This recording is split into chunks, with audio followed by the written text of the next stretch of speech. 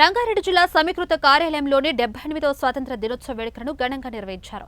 Collectorate కార్యాలయం చేరుకున్న ప్రభుత్వ సలహాదారు వేం నరేందర్ రెడ్డికి ఇబ్రహీపట్నం శాసనసభ్యులు మల్రెడ్డి, రంగారెడ్డి పుష్పగుచ్చం అందించి స్వాగతం పలికారు. అనంతరం జిల్లా కలెక్టరేట్ కార్యాలయం ఆవరణలో జాతీయ జెండాను కూడా ఆవిష్కరించారు. అనంతరం పోలీసుల గౌరవ వందనం అందుకున్నారు.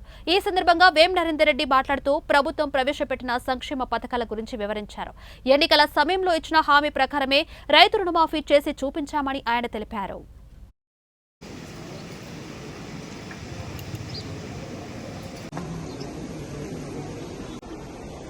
వెనువీధిలో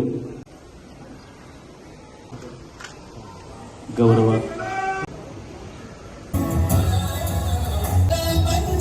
తదనంతరం మిగిలిన అధికారులకు ఉత్తమ సేవ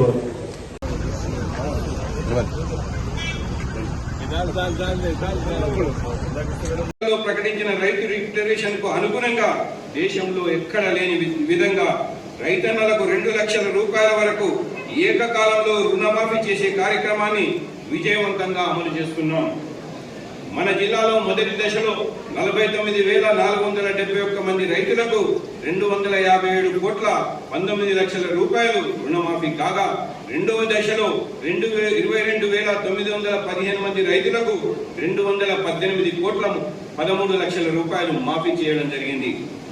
ఇది ఒక చరిత్రలో భాగంగా నేడు గౌరవ ముఖ్యమంత్రి వర్యులు యనమల రేవంత్ రెడ్డి గారి నాయకత్వంలో అమలు కాబోతున్నదని సగర్వంగా ఈ ప్రభుత్వం మన జిల్లాలో యాసంగి 2024 సీజన్ గాను 3,25,217 మంది